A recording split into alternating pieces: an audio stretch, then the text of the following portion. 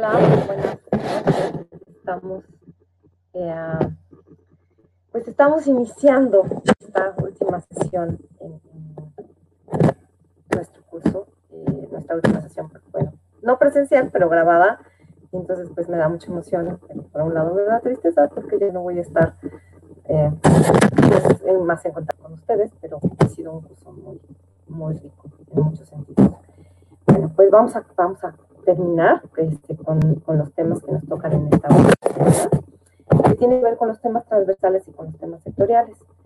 Bueno, aquí les puse todo el temario del curso para que recordemos que, bueno, el primer módulo vimos más un tema de compromiso, de metodologías y de retos, y en este módulo ya tratamos de ver más, estas últimas 2 semanas tratamos de ver más cómo elaborar sistemas de indicadores y indicadores específicos para adaptación. Y aquí ha sido muy importante la participación de otros actores. Creo que sobre todo en estas últimas semanas, en estas últimas 2 semanas tuvimos una presentación sobre cuencas hidrográficas, una presentación sobre adaptación basada en ecosistemas, una presentación sobre temas de género y tendremos una presentación de sistemas alimentarios el día jueves.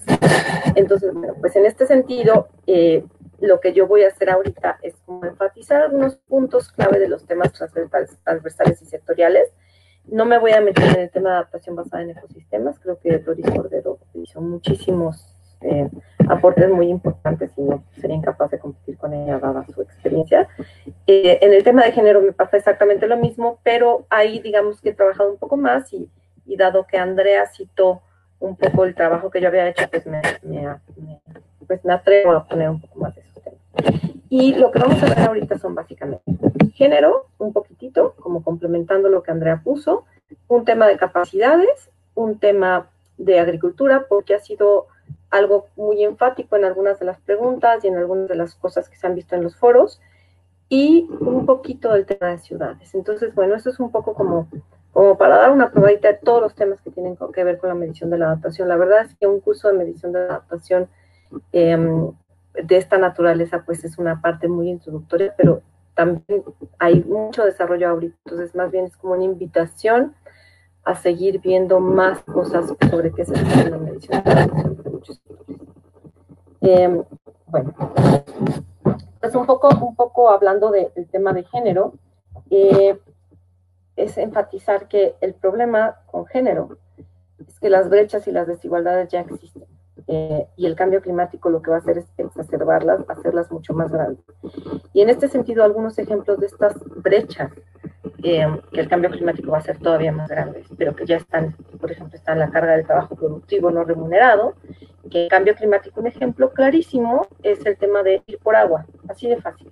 O sea, la cantidad de horas que invierten mujeres en donde no sale el agua de la llave en sus casas o de los tubos, no sale el agua, la cantidad de tiempo que invierten las mujeres en ir por agua es enorme. Y ese tiempo se puede ir haciendo todavía más grande conforme más lejos estén las fuentes de agua. Entonces, bueno, ese es un primer ejemplo muy breve en temas de agua y en temas de trabajo no remunerado.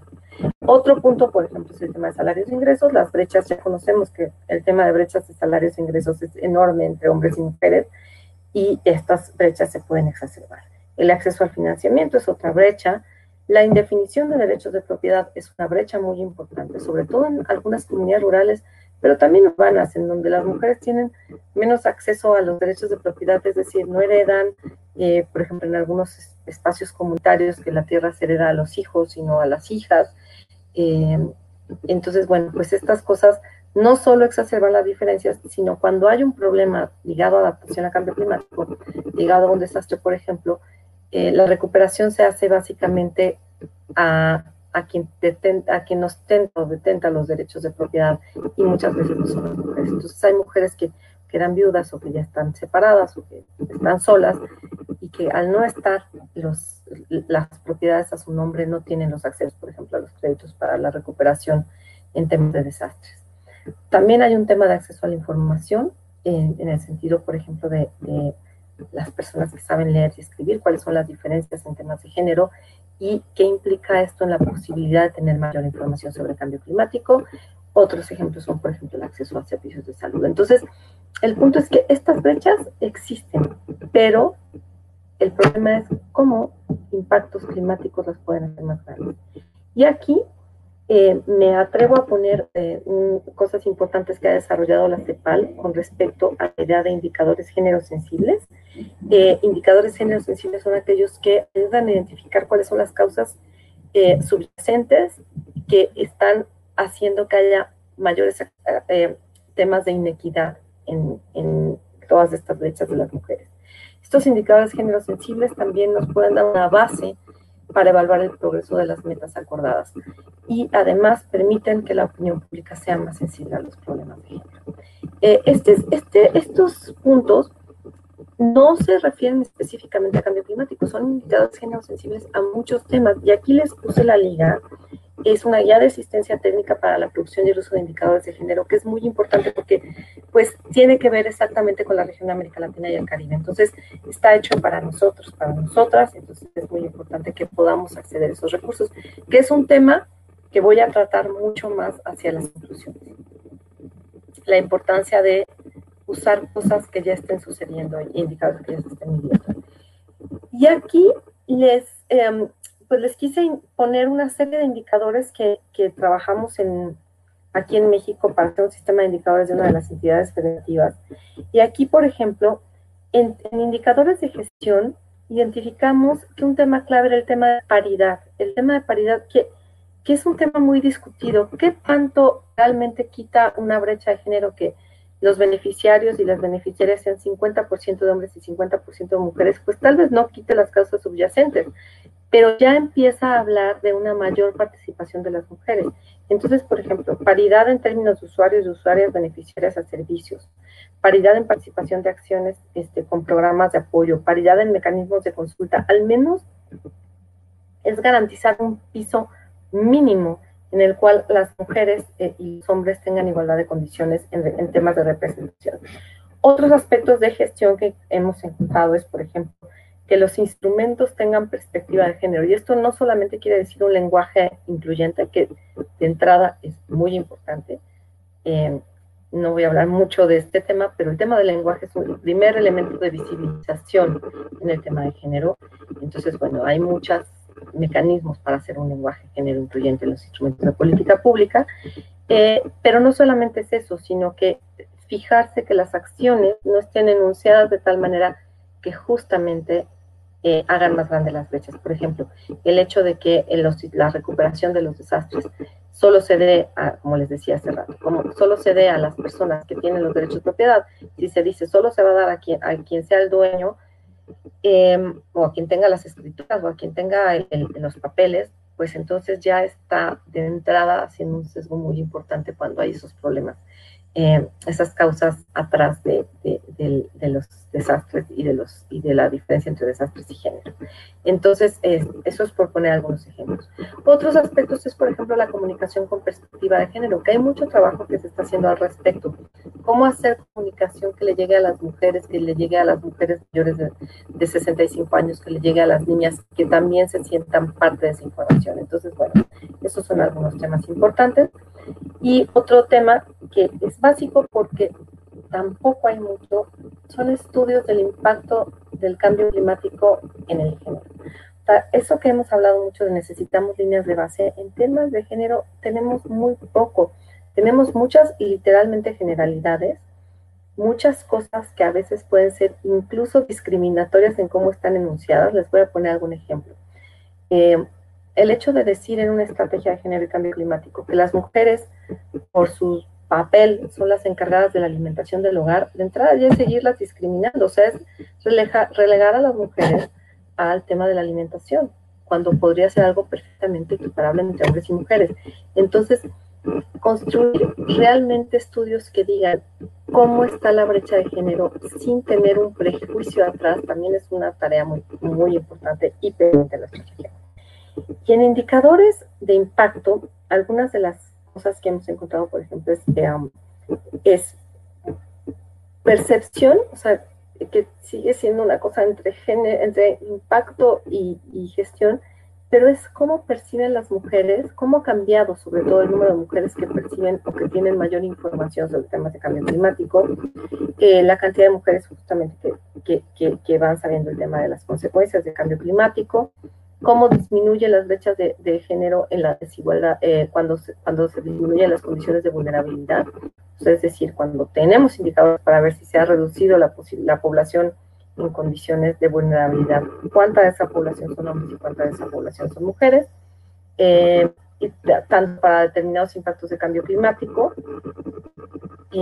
como por ejemplo para los impactos productivos, pues, o sea, esos son algunos de los temas.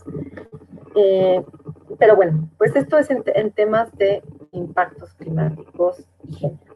Son algunos ejemplos, pero lo que sí les quiero decir aquí es que en realidad no es fácil construirlos. O sea, yo me he metido mucho a ver cómo están haciendo otros indicadores, otros países, otras regiones. Seguimos muy metidos, sobre todo en el tema de la paridad. En el tema de la paridad, que son los indicadores de gestión, y tenemos muy poca información sobre cómo avanzar en el tema de los impactos. Otro de los temas transversales que quería hablar es el tema del desarrollo y el fortalecimiento de capacidades. ¿Se acuerdan que al principio, en la primera presentación, hablamos de los diferentes niveles de la adaptación? Aquí los estoy retomando. Y la primera pregunta es, cuando inició el proceso, ¿cómo se estaba? ¿Cómo estaban las personas? ¿Cómo estaban las comunidades? ¿Cómo estaban las instituciones? ¿Y cómo están ahora? Esto habla de una teoría del cambio de entrada, de qué pasó, cuáles fueron las causas que hicieron que hubiera un cambio. Y por el otro lado hablan de identificar si se desarrollaron o no capacidades durante todo el proceso. Entonces, ¿qué capacidades? Bueno, aquí hay unos ejemplos. Capacidades para el conocimiento, para la toma de decisiones. Cuando iniciamos el proceso de adaptación, sabían las personas, sabían las comunidades, sabían las instituciones cosas sobre cómo enfrentar el cambio climático, qué tanto se aprendió en el camino. Hay conocimiento financiero, que esto es muy importante. El conocimiento no solamente para adquirir financiamiento, sino conocimiento para saber cómo utilizar el financiamiento. ¿Qué pasa en términos de participación, en términos de educación, en términos de organización? Y entonces la pregunta es, ¿cómo estábamos inicialmente? ¿Cómo estamos ahorita? ¿Qué es lo que ha generado el cambio? ¿Y cuáles son las principales lecciones aprendidas? Y aquí, algo muy importante y algo que pues también he aprendido en el camino, es que para este tipo de cosas, para el tema de capacidades, lo que necesitamos mucho más son encuestas, entrevistas y grupos focales para poder discutir estas cosas, porque realmente medir capacidades tiene que ver con medir el aprendizaje, y eso requiere una sensibilidad más grande que nada más contar. Entonces, pues también es uno de los grandes retos de la medición de la adaptación, poder entender cómo estábamos, cómo estamos ahora y qué cambios se generaron en el camino.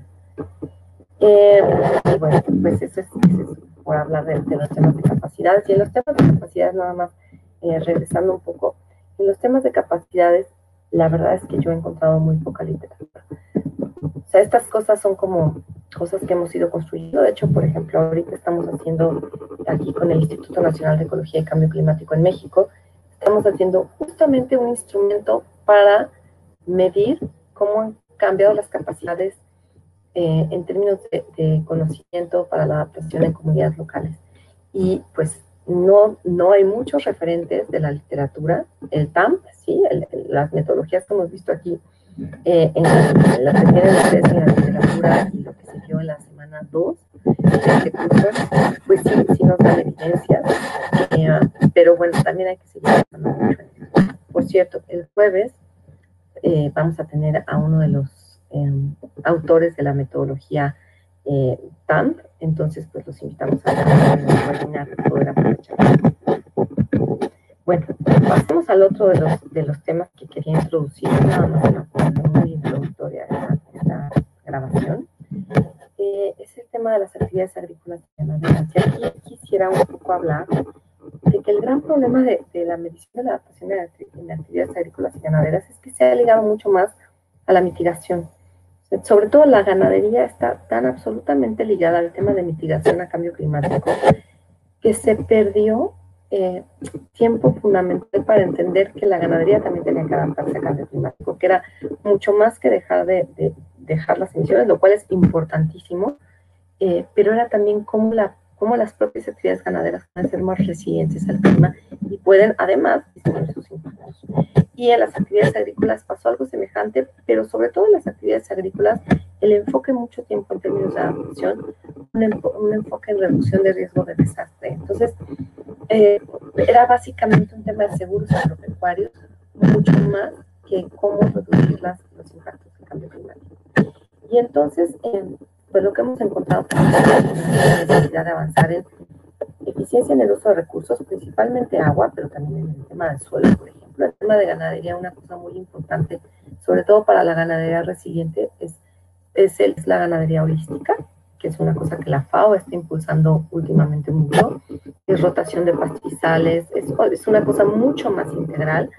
Otro tema es el fortalecimiento justamente de sistemas productivos. En nuestra región, en América Latina y el Caribe, el tema de la agrobiodiversidad como estrategia de adaptación y de seguridad alimentaria es importantísima. O sea, la cantidad de productos agrícolas que tenemos, la posibilidad de sembrar productos distintos en diferentes climas, la variedad, por ejemplo, de maíces, de papas, de otros cultivos, pues pueden hacernos mucho más resilientes, pero hay que retomar muchas veces esos cultivos, hay que retomar esas prácticas. Y otra cosa muy importante en nuestra región es el papel de la agricultura familiar. Y aquí tenemos un par de recursos. Hay una publicación de la CEPAL sobre agrobiodiversidad y agricultura familiar en el contexto del cambio climático y una página de la FAO sobre territorios inteligentes y resiliencia al clima. Y aquí también hay alguna propuesta de indicadores. Y bueno, volviendo un poco a los indicadores de gestión y impacto, aquí tengo algunos ejemplos. Por ejemplo, en indicadores de gestión, la FAO habla mucho de normativas municipales, regionales, que incluyan temas de medio ambiente y resiliencia al clima, instituciones y programas de capacidades de gestión comunitaria y de paisaje, fortalecimiento de inversiones, existencia de seguros, lo cual pues, es muy importante. Lo único que quería notar es que no es lo único, sino es una parte muy importante de la adaptación al cambio climático. Número de metodologías y de orientaciones acordadas entre gobierno y población, acuerdos comunitarios, buenas prácticas de gestión sostenible del agua, por ejemplo. Todos estos dentro de los indicadores de gestión que hablan de que las instituciones y las comunidades están haciendo algo.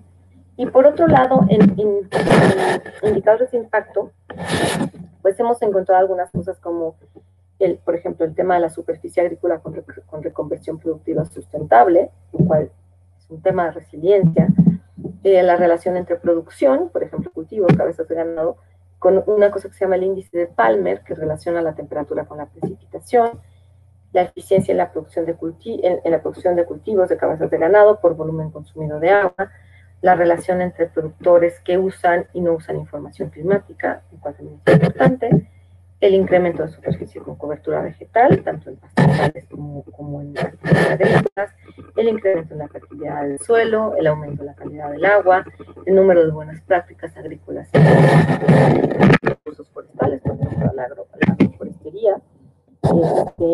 Bueno, estos son algunos ejemplos. Y yo sigo pensando en una de las posiciones en el foro y el factor tiempo dentro del proceso, pues el factor tiempo está medido en saber cómo estas cosas han mejorado. Entonces, es muy importante darle seguimiento a los indicadores. Y bueno, vamos al tema de desarrollo urbano. Si tenemos todavía deficiencias en temas de otros sistemas productivos, pues el tema urbano es un poco más complejo. Miren, aquí, bueno, lo que tomo es un gran documento que salió justamente en nuestra región, salió en Ecuador, resultado de Hábitat 3, que es la nueva agenda urbana. Y en la nueva agenda urbana, el papel de ciudades resilientes tienen un espacio muy importante. Las ciudades resilientes, los invito a leer la nueva agenda urbana, así la encuentran, nueva agenda urbana de ONU Hábitat. Y si ahí buscan el tema de adaptación al cambio climático y de resiliencia, van a encontrar pues cosas muy buenas y orientaciones muy buenas sobre cómo avanzar en las ciudades. Pero bueno, aquí lo que quiero hacer notar es, por ejemplo, un estudio de las ciudades que tenemos, y también los invito a buscarlo, el Plan de Acción Regional sobre la nueva agenda urbana, y aquí ya habla del tema de indicadores específicamente. Y una de las cosas que nos dice es que en nuestra región lo que se observa es una falta de datos urbanos de calidad y hay una deficiencia en la recopilación de datos sobre asentamientos humanos. Entonces, bueno, pues de entrada, el tema climático, que es un tema relativamente nuevo para la toma de decisiones, y, perdón por el avión, y para los indicadores, pues a eso se le suma la falta de datos específicos de lo que está pasando en las ciudades. Y en este sentido, lo que yo propongo y lo que he encontrado son los indicadores que se están trabajando para el Objetivo de Desarrollo Sostenible 11, que es ciudades y comunidades sostenibles. De hecho, hay un marco de indicadores mundiales para las ODS y las metas de la Agenda 2030. Es un marco muy bueno que también los invito a explorarlo. Pero dentro de este marco hay varios indicadores para cada uno de los ODS. Y aquí encontré varios, de hecho hay una, pues debe haber como alrededor de 10 indicadores o más indicadores para el ODS 11. Y aquí lo que hice fue hacer una selección específicamente de los que podrían ver con temas de ciudades. Entonces, por ejemplo, el tema de consumo y crecimiento de población, ciudades que cuentan con una estructura de participación directa de la sociedad civil en la planificación, el tema de desastres, que están muy ligados a los indicadores del marco de Sendai, el número de personas muertas, desaparecidas, afectadas por desastres, las pérdidas económicas en relación al PIB y los daños en infraestructura, países que adoptan y aplican estrategias nacionales de reducción en el marco de Sendai, gobiernos locales que adoptan y aplican estrategias locales en el marco de reducción de riesgos, y apoyo financiero a países menos adelantados en temas de construcción y reacondicionamiento de materiales locales de edificios sostenibles, resilientes y eficientes en uso de recursos. Estos indicadores son indicadores globales, pero lo que está pasando es que se están haciendo indicadores adecuados para cada uno de los países. Son indicadores que además pueden anidar. Entonces, ahí sí, pues mi recomendación más grande en el tema de ciudades y en realidad en todos los temas, pero sobre todo en ciudades y en reducción de riesgo de desastre, es trabajar con los indicadores que ya se están trabajando en temas de otros procesos. Y en ese sentido, pues me voy a la última diapositiva de la presentación de esta semana.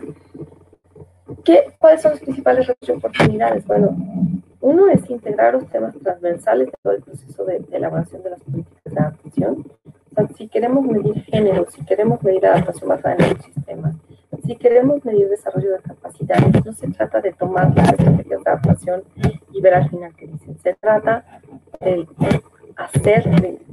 hacer una lucha y darle una pelea importante, porque desde la planeación los temas de adaptación basada en ecosistemas y de capacidades estén contempladas en las acciones y en las metas, no como actividades concretas, sino como en todas las actividades de adaptación al cambio climático, ya sea agrícola, ya sea urbano, ya sea forestal, ya sea pesquero, tener acciones que disminuyan las brechas de género, que sean soluciones basadas en la naturaleza o adaptación basada en ecosistemas, y que además generen capacidades. Entonces eso es muy importante, y en la medida que eso se haga, se va a poder facilitar la medición de estos temas transversales.